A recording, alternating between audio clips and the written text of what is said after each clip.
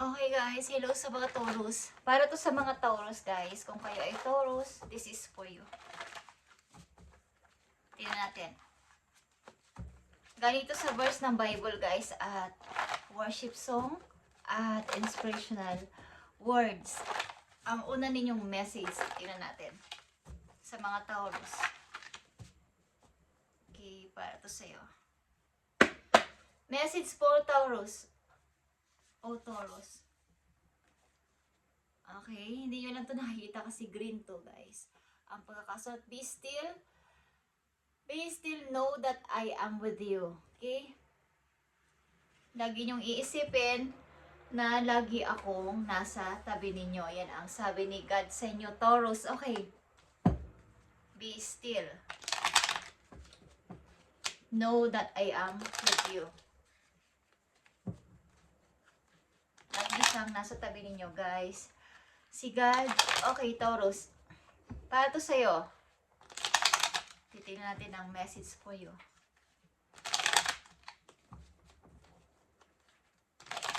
Kasalukuyang sitwasyon ng mga Taurus na bibigyan ng message today. Titingnan natin. Lagi mong iisipin na si God ay nasa tabi mo lang, Taurus. Huwag kang magpapanik. Okay. Page of Pentacles. Message na may kasamang opportunity. Bawa may magme-message sa inyo na may opportunity. Taurus, something? Okay. Tingnan natin to. At titingnan din natin ang message sa inyo ng inyong spirit animals. Meron sa inyo mag-aalok ng magandang parang oportunidad dito guys. Message. Tingnan natin, Taurus. Para to sa mga Taurus o Taurus. Paano naman ang bigkas nyo dito? Okay, andito ang open-mindedness. Okay? Something guys, there is more than one way of looking at things. You must be ready to accept alternative viewpoints and new ideas. Kaya andito ang Page of Pentacles. Magkaroon kayo ng pagpansin sa mga nag-aalok sa inyo, kaya sa mga alternative na hindi lang doon, basta doon yung inyong everyday routine, doon lang kayo nakafocus. Meron pang iba't ibang pwedeng maganap sa inyo guys. Ito ang ibig sabihin. Okay? Mga new idea ninyong naiisipan at biglang pumapasok sa inyong utak na gawin ko kaya to, itry ko kaya to, is pwedeng pwede, Taurus. You must open your eyes to new ideas and new ways of resolving problems. At sa mga problema nyo rin, okay, is may mga alternative kayong pwedeng gawin para ito ay marisolbahan. Hindi lang yun yung may iba't iba pang option. Okay? So be still, know that I am with you. Yan ang sabi ni God sa inyo, Taurus, kaya huwag kayong mag-alala. Tinatira yung sitwasyon, Ace of Swords, malinaw na communication. Ito ay malinaw na communication at pagharap sa katotohanan, pagtingin sa katotohanan, Taurus, at parang marami ka nang na pag naligtasan ng mga problema, nakasurvive ka. So, alam mo na yung tama sa mali. This time. Alam ko na kung sino ang tama. Alam ko na yung gagawin ko. Alam ko na ang pagdidesisyonan ko. Alam ko na ang pipiliin ko. So, meron kang napagtanto. Okay, yun sa madaling salita. Meron kang napagtanto na ito yung tama kong gawin o ito yung nararapat kong piliin, gawin, or sabihin. Alin man dyan. Okay, nakikita nyo to? The Hangman. Ikaw kasi yung person na mapagmasid, aware sa paligid, mapag-observe. So, kahit may alam ka na is maaaring nananahimik ka, pero hindi ka nagsasalita. Basta alam mo na yung kung sino yung may mali, alam mo na yung mga nagsasabi ng hindi totoo, alam mo na yung mga sinungaling sa paligid. So, ito yung mga Taurus na nandito sa reading. Okay? Maaring meron kang lovers. Okay. Sa malayo. Hindi kayo magkasama, I mean. Malayo kayo, but maaaring may mga tukso, guys. May mga nangyayaring hindi mo alam ba't nagmamahalan naman kayong dalawa. Andito yung happy ka sa person na to. Kaya lang malapit sa tukso. Okay, sa mga sabi-sabi. Okay? Depende yan sa inyong sitwasyon. Nandito din ang the world, Taurus. Andito yung mga iba't iba mong dapat pang gawin sa buhay. Hindi lang sa isang sinasabi kong routine ninyo everyday. Marami ka pang pwedeng gawin. At sabi nga sa'yo, be still know that I am with you. Sabi ni God sa inyo is, may mga guide kayo. Tuman ay mga tao sa paligid ninyo na nagmamalasakit sa inyo at sumusuporta habang kayo nasa malayong lugar, or ang mga angels ninyo is merong nakatingin sa inyo o nag-guide sa inyo o sumusuporta. Something protection is meron. Taurus, so huwag kayong mag-alala, okay? Kung kayo ay nag-aalala sa inyo, kasalukuyang ginagawa is merong nagbabantay sa inyo. Literal na nagbabantay man, nag-aalala sa inyo, sumusuporta sa inyo, or mga angels ninyo to sa heaven, okay, na nakatingin sa inyo. So may iba't iba kayong pwede pang manggawin para ma-resolvehan na inyong problema at mga alalahanin, or mga gagawin nyo pang mga project or something na mga bago idea na pumapasok sa inyong utak is pwede, Taurus. Tingnan natin ang mga paparating o dapat ninyong malaman na message. Gusto sabihin sa inyo na inyong mga guides, guys. Taurus. Maging open ka sa mga nagbibigay sa iyo ng advice sa paligid.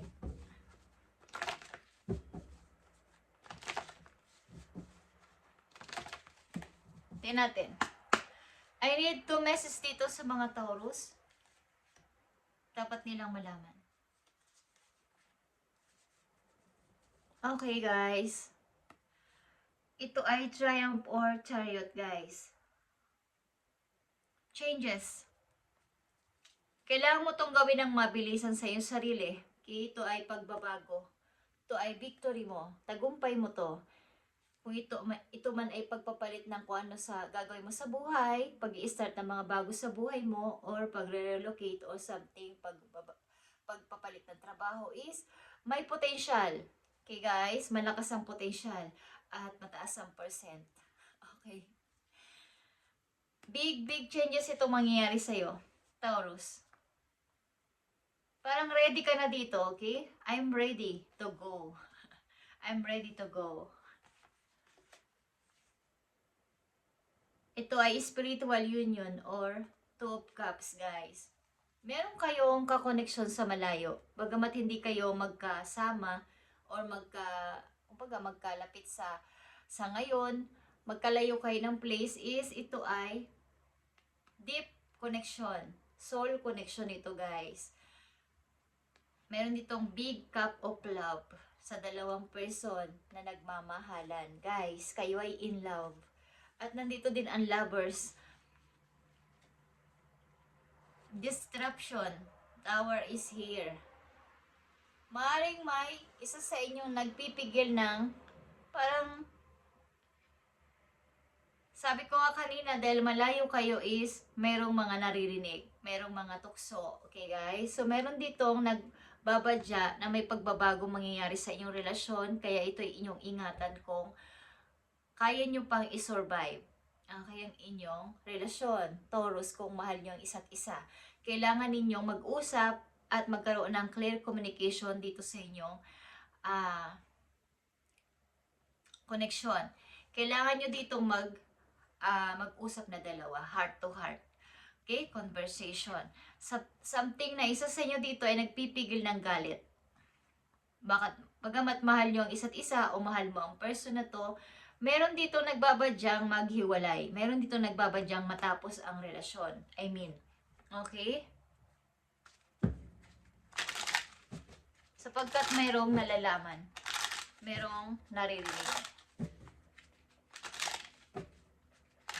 Tingnan natin ang message sa'yo about dito sa pag-ibig mo, guys.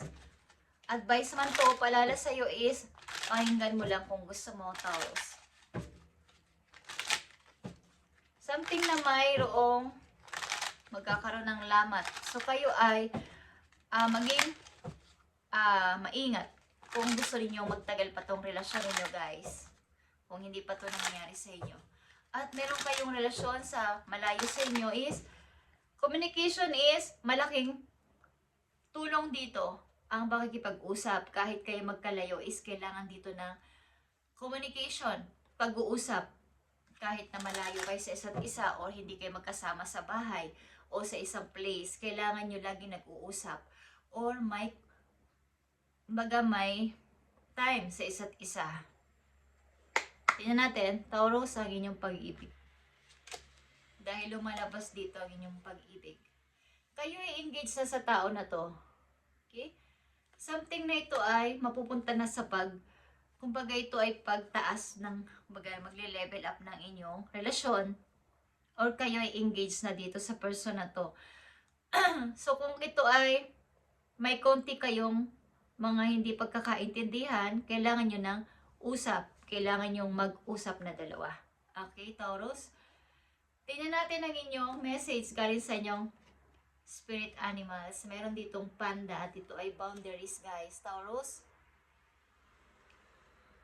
huwag kayong basta-basta magpapasok ng kahit sino sa inyong nasasakupan. Okay. I mean sa inyong buhay. Okay? Huwag kayong basta-basta nagpapasok ng kung sino-sino na lang sapagkat nauubusan kayo ng energy. Ang inyong bahay, ang inyong sarili ay ituring ninyong sagrado. Kailangan is alamin at kilalanin nyo muna ang mga taong papasok sa buhay ninyo bago nyo sila pagkatiwalaan. Yun ang ibig ko sabihin. Kasi maaring ang mga taong papasok sa buhay ninyo o papasok sa bahay ninyo yung mga dalang mabibigat na energy, bad energy at ma-absorb nyo. So kayo yung nawawala ng lakas o ng enerhiya, hinihigop nila.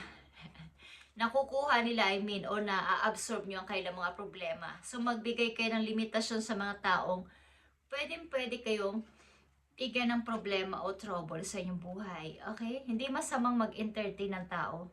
Kailangan lang yung pipili kayo, okay? At aalamin nyo kung sino-sino sila. Hindi palaging nagpapapasok ng kung sino-sino lang sa buhay natin.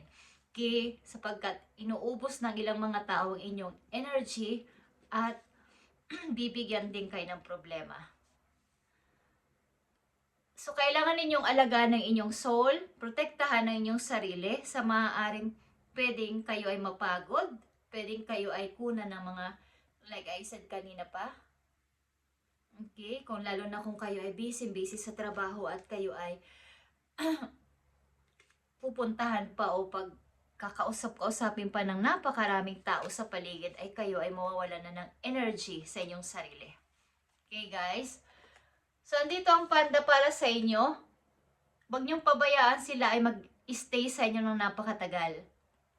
Katulad ng bisita. Ang bisita ay bisita lang. Hindi nagtatagal sa bahay o sa buhay ng isang tao. Isang araw o 2 araw pwede nang umalis. Pero pag pinatagal niyo pa sila sa inyong buhay at alam niyo kayo ay di-drain na, nasusuffocate na, is hindi na yun healthy. Okay, guys? Makukuha nila ang lahat sa inyo. Pati ang inyong aura, malulusyong kayo. Okay, guys? So, yan ang ibig ko sabihin sa mga Taurus na nandito. You must nurture your soul with the same gentle love and support you offer to others. Maaaring may kinalaman din to sa inyong love life. Maaaring may mga pinipigil kayong sama ng loob o gustong sabihin pero di nyo masabi kahit may nalalaman kayo. So kung mahal yung isa't isa, guys, sa inyong connection na to sapagkat lumalabas ang lovers at 2 of cups dito, is at kung kayo engaged na o nagbabalak ng mag-level up ang inyong samahan, is kailangan dito ng clear communication. Taurus. Okay. So, silip-silipin natin ang inyong money or ang inyong kaperahan, guys. So, ang inyong opportunity. Tingnan natin. Tingnan natin, Taurus.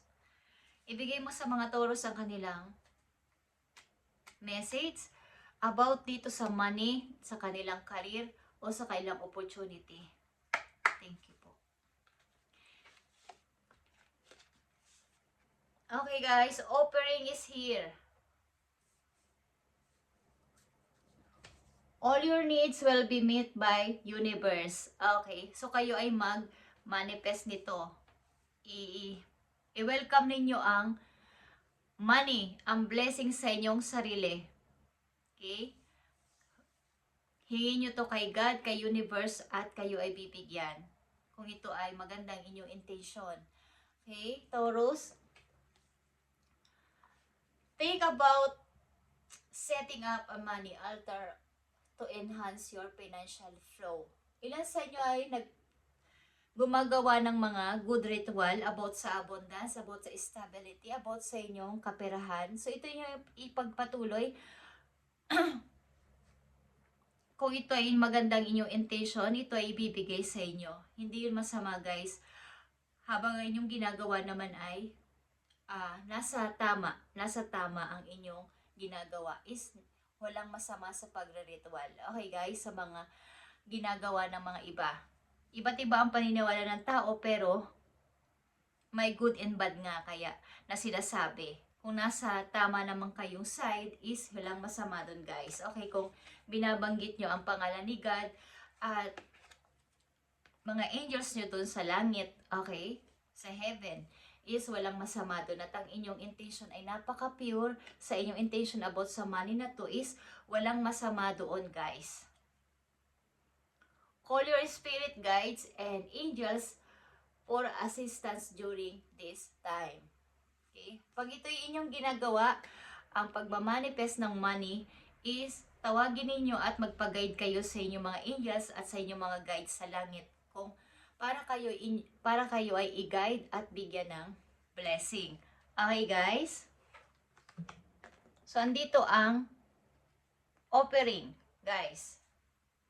Kung kayo may sariling altar sa loob ng bahay ninyo, gawin nyo to madalas.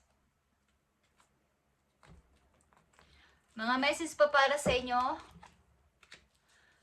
Tingnan natin. Dalawang mahalagang message dito. Paparating sa inyong message maring bukas sa mga makalawa o ngayon na. Okay? Tingnan natin. Taurus. Nanganganib dito inyong relasyon. So ito ibigyan ninyo ng attention. Kayo magkalayo. Nanganganib. Mayroon dito nagtitiis ng nagpipigil ng nararamdaman. Something pwede na sumabog. Anytime. Tingnan natin ang paparating sa inyong message. I need 2 messages for Taurus.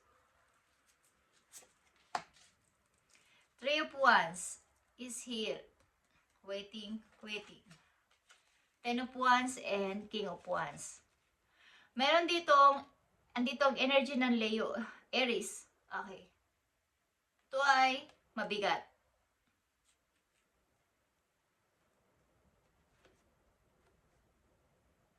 Mabigat na problema o mabigat na pasanin ng isang person. Okay? Maaring may nagmamahal sa inyo na hindi nyo alam. Taurus. Okay?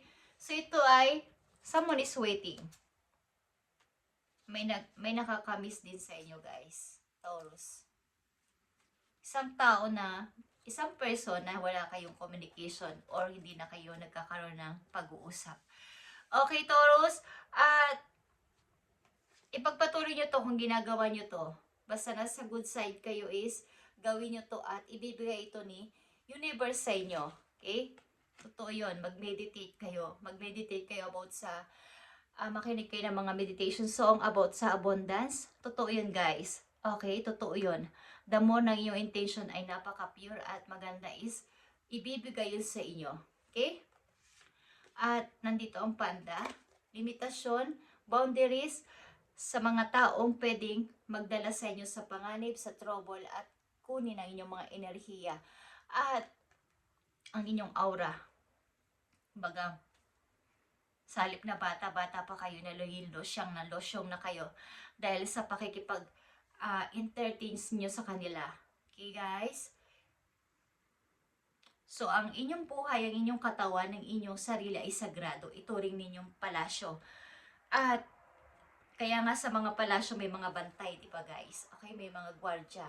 Kailangan mo na dumaan sa gwardya bago pumasok sa palasyo. Okay? Hindi basta-basta nagpapapasok ng kung sino-sino sa buhay ninyo. Okay? Thank you, Taurus, and God bless, guys. Okay? Mag-ingat kayo sa inyong kinaroroonan kung nasa man kayo, lupalop ng mundo. At lagi kayong i-smile, lagi kayong magpipray. Okay, guys? Thank you and God bless.